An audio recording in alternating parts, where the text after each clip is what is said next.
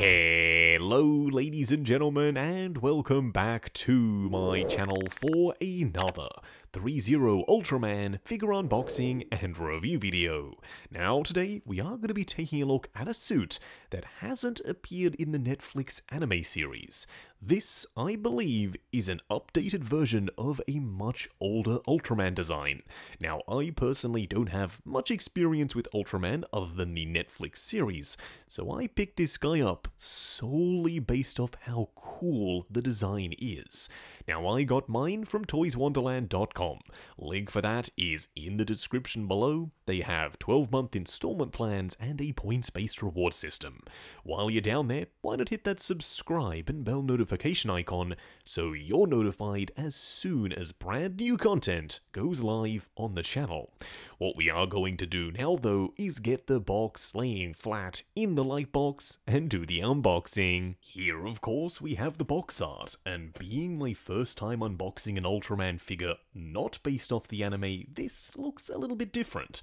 We do have an image of what appears to be the figure himself. Usually they will go for a rendering from the show.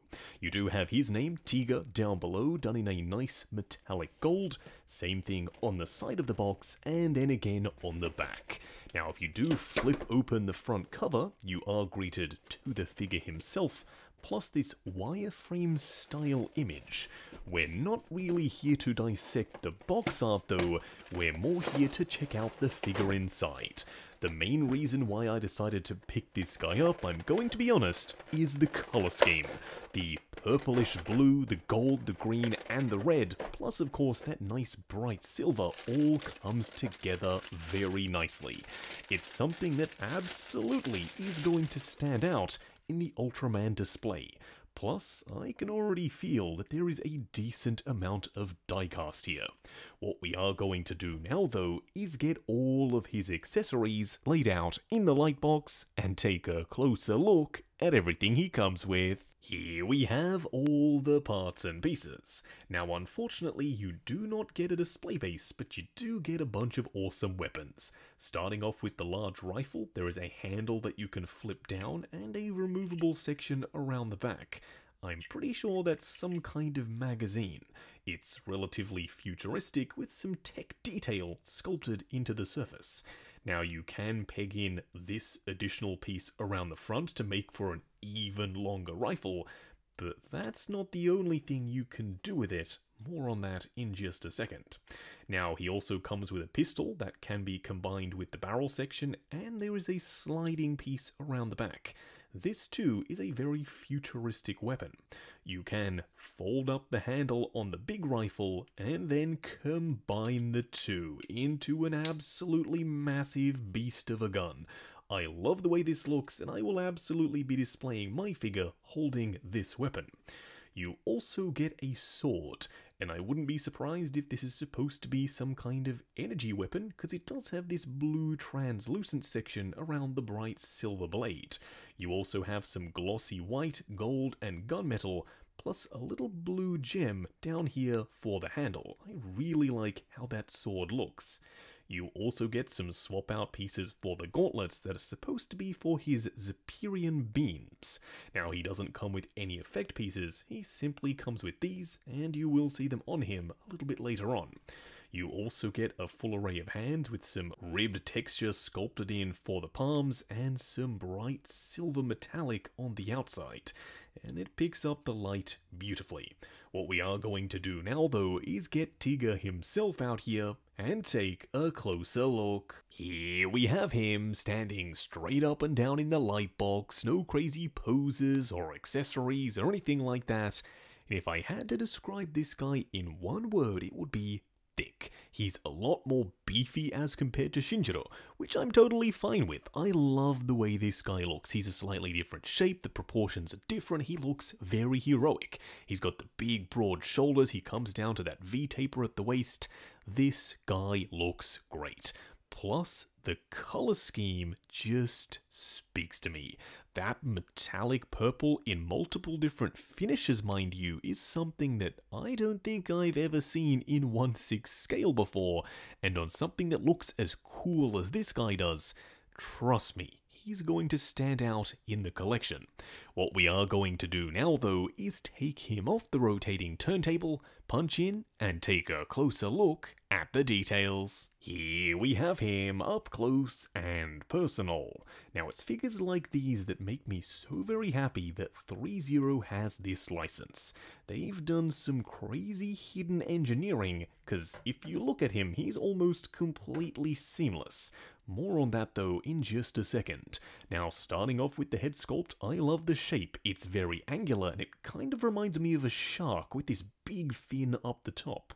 The panel lines are fully panel lined, and yes, his eyes are fully painted, but they do still light up. This is something that I've been asking for years.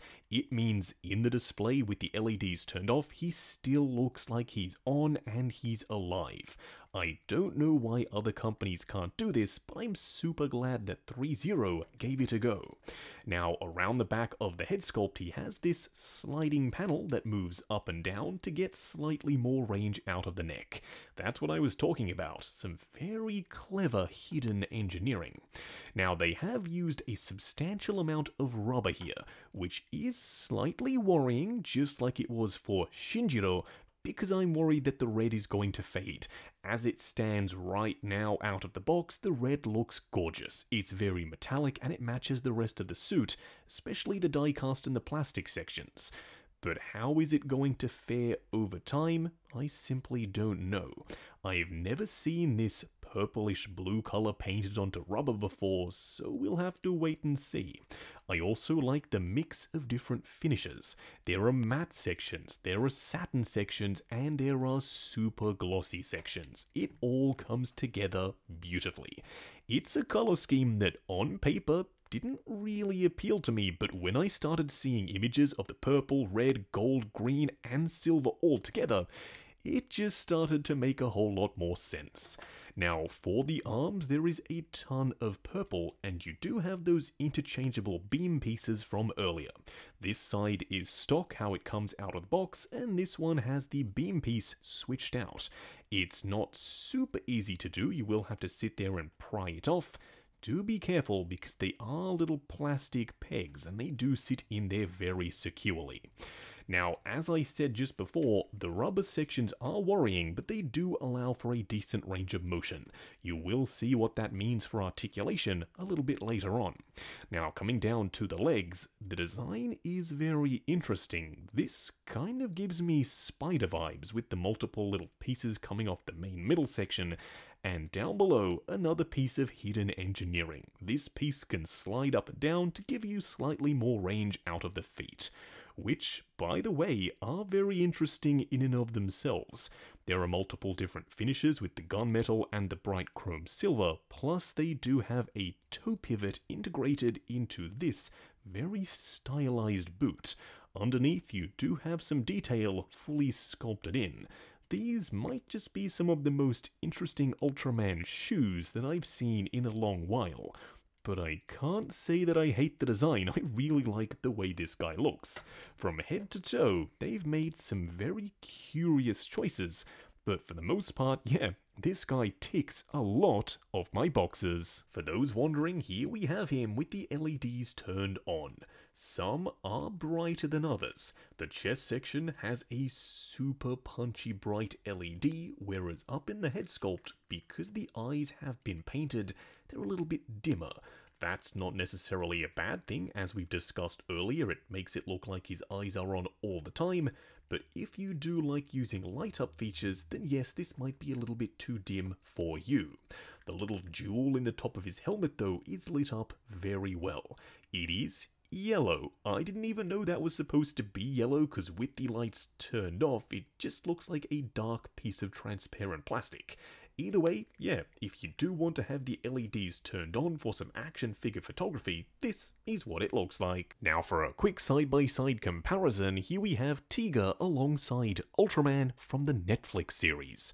And as you can see, Tiga is both taller and bulkier, which in my mind is a good thing. I like seeing a little bit of variety in the display.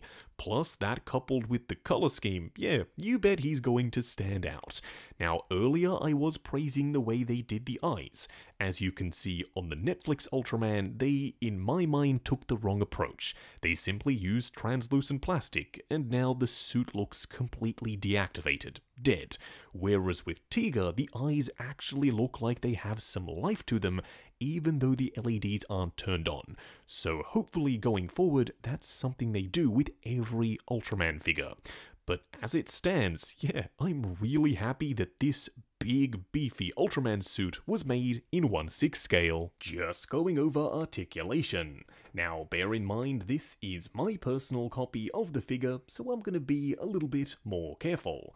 I'm sure when you get yours in hand, you can push the joints slightly further than I am willing to go. Now, starting off with the head sculpt, it is on a ball joint at the base of the head and another at the base of the neck. Looking forward to there, going back to there, swivel and pivot side to side. Now, the arms do have shoulder pads which can move out of the way to maximize your range of motion going up. They will of course go forward and back, and simply compress that back down to hide the seam. You do have a butterfly joint at the shoulder that also hinges up and down, swivel at the bicep, a double bend at the elbow that's quite cleverly disguised with this moving piece integrated into the joint itself, a regular 1/6 scale style wrist peg. Now the torso does have a ball joint at the midsection and another at the waist. Combined you get a ton of range going forward, but not as much going back. Swivel and then pivot side to side. Now you do also have multiple moving parts and pieces at the hips. The legs can be dropped down, as you can see this side is now a lot lower to maximize your forward range. They will also go out. Swivel at the upper thigh, a double bend at the knee that does go past 90, plus a ball joint down here for the ankle. And of course, toe articulation. Just wrapping up on the Threezero Ultraman Tiga. Now going into this, I told y'all I have no idea who this character is, but I've done a little bit of research and I've watched a few videos online, and now I like to think I know a little bit more about him than I did when I started this video. At the end though, I can honestly say that I'm super glad I decided to pick this guy up. He looks awesome.